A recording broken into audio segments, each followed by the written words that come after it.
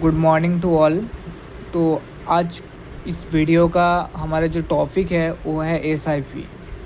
ये बहुत सारे लोगों को पता है एसआईपी क्या होता है और बहुत सारे लोगों को पता भी नहीं है कि एसआईपी क्या होता है।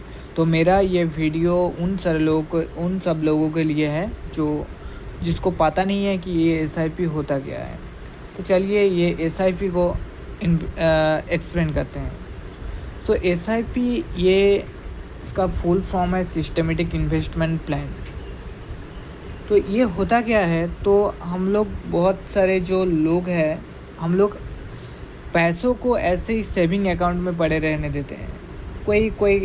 कोई किसी फंड में ऐसे इन्वेस्ट करते रहते हैं, लेकिन one of the most popular and also good return अगर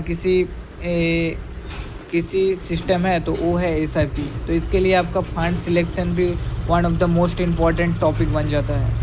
तो चलिए ये सब कोई अलग वीडियो पे एक्सप्लेन करूँगा। तो आज सिंपली ये स्टडी करते हैं कि एसआईपी पे होता क्या है।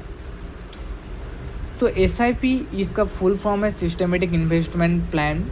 तो ये होता क्या है, अगर हम लोग एक एग्जाम्पल ले, अगर आप 1000 रुपया पर मंथ इन्वेस्ट करते हैं 20 साल के लिए, तो आपका पैसा होगा 1000 इंटू 12 इंटू 20, ये 12 महीना और 20 सालों के लिए। तो आपके पास जो पैसा होगा वो होगा 2,40,000।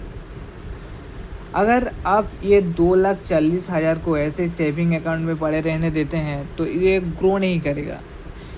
और जब टाइम निकलता रहेगा तो एक इन्फ्लेशन बोल के भी एक चीज़ होता है, जो ये आपका पैसा का आज का दिन में जो जितना वैल्यू है 5 साल बाद इसका वैल्यू इतना नहीं रहेगा।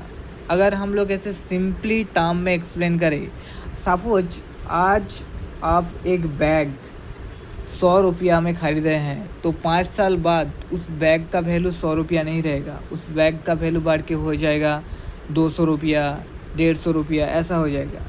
सो वो 100 रुपया का आज के दिन पे जो वैल्यू है 5 साल बाद ये 100 रुपया का वैल्यू इससे कम हो जाएगा। ऐसे ही आपका पैसा अगर सेविंग अकाउंट में पड़ा रहे तो आपका पैसा का वैल्यू भी कम हो जाएगा। तो आपका पैसा का वैल्यू भी ठीक रहे, इसके लिए आपको चाहिए एक प्रॉपर इन्वेस्टमेंट। तो क्या करना होगा, तो आप अगर ये पैसों को ऐसे बैंक अकाउंट में पड़े रहने देंगे तो इसका ग्रो नहीं होगा, ये आपका पैसा का जो वैल्यू है ये कम हो जाएगा। तो अगर ये पैसों को आप एसआईपी कर दे तो ये क्या होगा, एसआईपी मीन्स होता है आप एक स्मॉल सा अमाउंट, वो आप पर्सन टू पर्सन डिपेंड करता है कि कौन कितना इन्वेस्टमेंट करेगा, वो रेगुलरली इन्वेस्टमेंट करता रहेगा एक पर्टिकुलर टाइम पीरियड के लिए। कोई 20 साल, कोई 15 साल, कोई 5 साल, कोई 10 साल, वो डिपेंड करता है पर्सन टू पर्सन। अगर यही पैसों को आप 20 साल तक इन्वेस्टमेंट करते रहे, मतलब 1000 रुपया पर मंथ, तो आप टोटल इन्वेस्टमेंट करे होंगे 2,40,000। और आपका अगर हम लोग ये एस्टिमेट कर लेता हूँ कि 12% का ऑन एन एवरेज आपको ऐसे रिटर्न मिल जाएगा, तो आपका जो प्रॉफिट होना चाहिए 7.58 लाख, ये अप्रोक्स इतना होना चाहिए। ऐसे कोई मतलब फिक्स नहीं है कि इतना ही होगा, मतलब ये अप डाउन हो भी सकता है। ये डिपेंड करता है मार्केट के बिहेवियर के ऊपर, मार्केट कैसे बिहेव किया उस 7 साल पे। तो ऑन एन एवरेज इतना हो जाता है, क्योंकि एक इंडेक्स फंड का अगर आप रिटर्न देखें तो यो 10 से 12% के बीच में रहता है, कोई इसमें भी तो ज़्यादा भी रहता है। वो आपके डिपेंड करता है आपका रिस्क एपेटाइट के ऊपर, आप कितना रिस्क लोगे। आप ऐसे मिड कैप पे, स्मॉल कैप पे थोड़ा रिस्क ज़्यादा है लेकिन रिटर्न की प्रोबेबिलिटी भी ज़्यादा है, लेकिन वो डिपेंड करता है पर्सन टू पर्सन के ऊपर, वो कितना रिस्क ले सकते हैं। तो इंडेक्स फंड में हम लोग एवरेज रिटर्न 12% अगर मान ले तो ये प्रॉफिट 7.58 इतना आना चाहिए।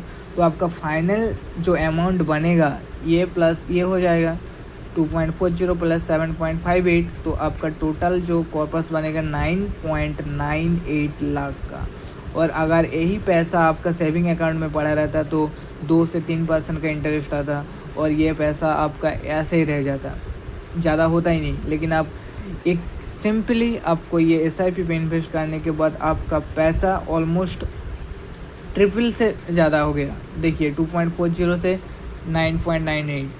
तो दैट्स ऑल। Thank you. ऐसे ऐसे इंटरेस्टिंग टॉपिक के लिए आप लोग हाँ मेरे साथ जुड़े रहिए।